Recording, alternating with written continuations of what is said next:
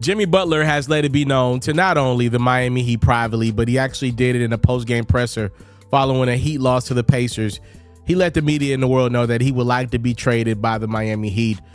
Butler had been pretty private about his request to be traded.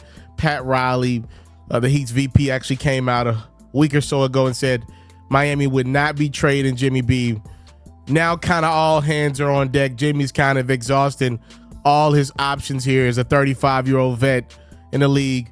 In the last year of about a $50 million deal, Jimmy wanted a new contract. Miami didn't want to give him a new deal until he showed them that he could play a requisite amount of games. Jimmy had a habit of starting regular season slow, and as we know, playoff Jimmy has arrived, but it's kind of like once every 2 years that we have a great Jimmy Butler performance in the playoffs. Miami goes on a run, but again, once every 2 years. Pat Riley's old school. I didn't even realize this. Pat Riley's 79, y'all.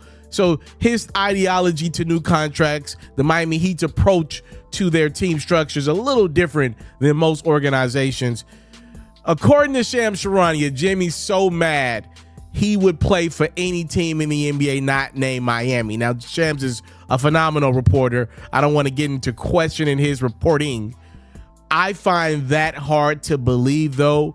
We've heard the short list of teams that Butler would be interested in playing for if granted a trade, and that list starts with the Phoenix Suns and the Golden State Warriors. I'll comment more on where I think Jimmy B will be a great fit in a second. But I want to read a quote from Jimmy Butler directly. This is not fabrication. He said this verbatim. He flat-foot said, "I want to get back to having my joy playing basketball, wherever that may be, and we'll find out here pretty soon. I'm happy here in Miami off the court." Who wouldn't be happy in Miami? "But I want to be back to somewhat dominant. I want to hoop, and I want to help this team win, and right now I'm not doing it." And then when asked straight up and down, does he believe he could do that with the Miami Heat at this point and fix the wrongs of a Heat squad that's definitely underachieved thus far this season, he said probably not. So Jimmy Butler wants to trade. Will he be granted that request from Miami? I don't know. Again, Pat Riley's old school. And I'm, listening to Pat, and obviously he's getting honored with statues, and deservedly so. He's a legend of this game. I don't know how many more years Pat's got going in this, man. He may want to call it quits at 79 or, maybe at 80, right? I don't know when his birthday is. But if this is his last shebang, it's going to be Pat's desire to leave Miami in the best position possible. Now, here's where things get tricky. What does Pat Riley believe is the best position possible for Miami? I'm looking at the Eastern Conference, and though the West looks wide open, to me, the East doesn't look as wide open. I think you know what you got in the Boston Celtics. I think the Cleveland Cavaliers have made an incredible stride. Giannis and the Bucks, they've been struggling over the last few days, but generally speaking, they've been a really good team. The New York Knicks are feisty and super good on offense right now. And then somewhere on down that totem pole, you find Miami. Now, Heat cultures, if we could just get into the dance, we could beat anybody. I don't know if that's the way to approach every year's postseason, though. Again, Butler usually slow balls into the regular season. To get that new contract, he's actually playing more than I'm used to seeing him in the regular season. So by the playoffs, my question is he going to be that Jimmy B that we've seen in the playoffs once every 2 years? He didn't have a great one last year. Would he be that Jimmy Butler this postseason? I don't know. And again, what does Pat Riley deem to be leaving the organization as best as possible? Does he look at that as just giving it one last dance with this Miami regime? Would he trade Butler, even though he said he's not going to trade him? Would he go back on his word? That's not Pat Riley like. And then when I take it a step further, the market for Butler. In the NBA, it gets really weird because though guys don't have no trade clauses, most guys don't, you could pretty much put a flare out in the atmosphere, right? Like you could say, yo, I want to go to these teams. If you trade for me, I ain't going to be happy. And again, Jimmy has a player option. Even that gets funny because how many teams would be willing to pay Jimmy Butler $50 million per year after this contract is up if he decides to opt out. If a team trades for Jimmy B, would they be getting him for a 1.5 year rental? Again, he has 1 year left on his deal after this season, but it's a player option. And you would think if at the age of 35, Jimmy's trying to get that biggest contract he could get, that last big deal as quickly as possible before him, like everybody else, and Father Time has their way with his body, right? So there are a lot of factors in this one. The elephant in the room is, would Bradley Beal sign off on a trade to go to Miami? Now, Bradley is actually one of those few guys that does have a no trade clause. The Phoenix Suns, like Miami, are underachieving out west right now. West is wide open though. Suns never really gave this thing a run here with this current new big three. They haven't had a chance yet, at least one full season. Phoenix may want to play this thing out, with Bradley Beal one more year, or I don't know. Phoenix, if I were Phoenix, I would want Jimmy Butler over Bradley Beal. What this comes down to is, and this is the scam of it all. Can you get Bradley Beal to say to hell with playing with Phoenix? Listen, the Miami Heat go trade for you. You can go live your life in Miami with your beautiful wife and your kids. That's it. You got to try to get Bradley Beal to say, man, I'm cool. Forget this winning thing. Forget going after it. Miami, if y'all want me, I'll waive my no trade clause. In my opinion, that pretty much says you're going to be one of the worst teams in the Eastern Conference if you trade Jimmy Butler for Bradley Beal for the next 5 to 7 years. That's my opinion.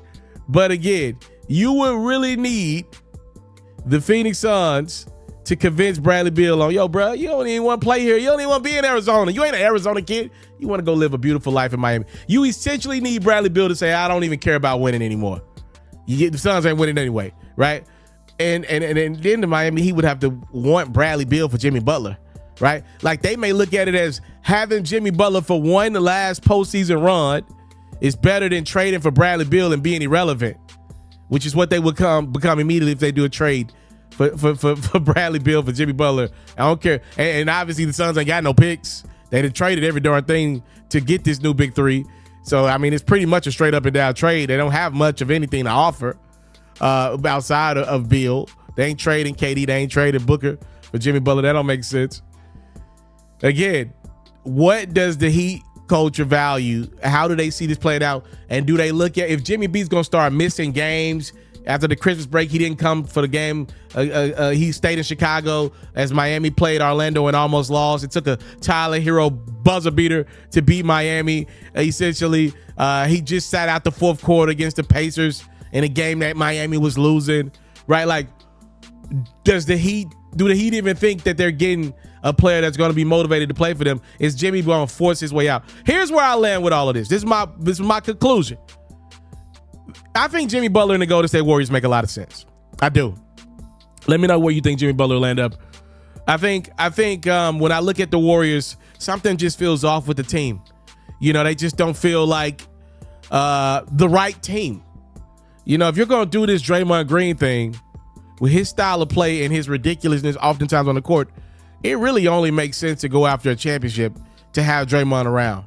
I know that sounds cliche and every team would like to go after a championship with their vet guys. I hear you, but I'm serious. It really doesn't make sense to have a guy like Draymond on your team if he's not in championship mode.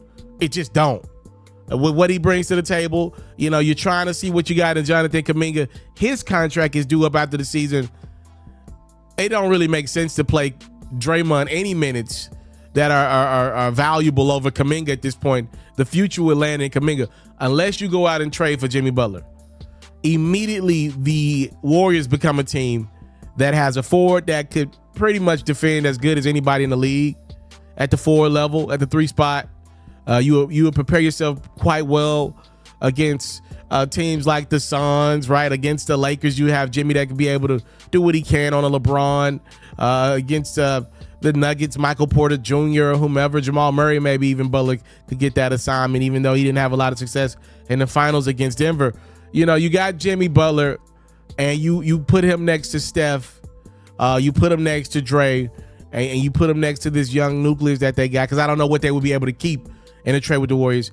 That to me feels like the Warriors going all in. A lot of times I don't feel like they've went all in the Steph Curry era.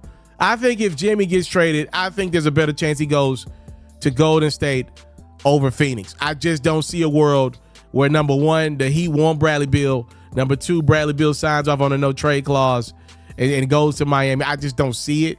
You will really hope that Bradley Beal loves Miami Heat weather. you will hope his wife says, bruh, we got a chance to get the MIA. Yo, let's get the hell up out of Arizona. That's what you're looking for. This is a mess. But I will be honest with you, as a fan of basketball, the NBA needs more messes like this. Like, these are the messes that, as a fan, we all love. Basketball-related drama. This is what the NBA has made their bread and butter off the last 10, 15 years. I don't know why they forgot who the hell they were and got this stupid-ass new CBA deal that makes it hard to do trades. Go look up the second apron, right? It's just difficult to do trades nowadays because your team can easily go into a very bad financial luxury tax depending on who you trade for. This is what the NBA makes their bread and butter. Trades. We like trades. Drama. Who can go? The NBA ain't nothing but a sell you on a dream. Sell your team on a dream. In 3 years, when LeBron's a free agent, when Carmelo's a free agent, we're going to get the new big three. This is what the NBA is. This is what they've sold for 15 years. I don't know why they acting like they forgot their business model. Let me know your thoughts. Jimmy Butler wants to be traded. Miami says no, boy. All right. Let's see if we can start this game off right. Get out there. Rebounded by LeBron. And James has got the ball here for the Lakers. I like that matchup. Get up, Tatum. You can't stop, big fella. And he grabs the rebound from behind his back, really. Defense did just enough to force the miss. Pulls it from the good shot. key. And that was a good look. All alone from mid-range. You gotta think he's kicking himself. All right, let's get a report from Allie. I did briefly. I love LeBron on We Porzingis. discussed just how difficult I love this Jason matchup for the Tatum is King. to guard and what he wants his team to do against him. And Coach told me he's a very talented and polished player. I love that matchup. I love that matchup. Don't fall for the Even today, yeah, raise your hand up. It's on you. Here's Holiday. Outside White. Takes a three. Nice. Sinks the tray. Defensively, you have to stay connected to him on the perimeter. To the paint. And finished. Finally. Outside Reeves. Davis. Let's do a pick and fade with AD. James attacking. Give me a little room down there instead of rolling down low. Give me a little wiggle room. With such power. Watching LeBron on the attack is so much fun. Here's Brown. And the shot is good on the assist by Holiday. To the middle. And one. And the official calls a foul.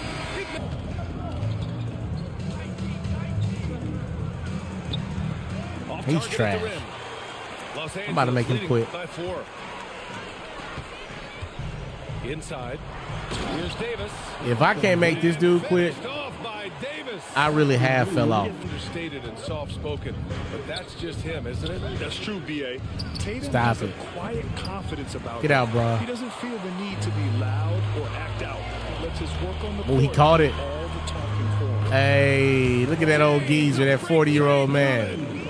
Once James gets the ball in close, it's game over. Put up those 2 points. And I do think the game does a good job of, like, depicting Bron's body of where he is today, like his movements, but still, like, respecting what he can be on any given possession. I think 2K did a good job with that. I'm picking and popping with Reddish. 2 young ones coming up. Yeah, you better burn one. You better burn one. You better burn one. Celtics on D. Oh, yeah, this is easy. LeBron still gonna little boy that young man today, tomorrow, and the next day, and the next day, and the next day. We there. Was that a crossover? The kick out to White. I'm sleep. Lockdown defense. You're not getting a good look, bro.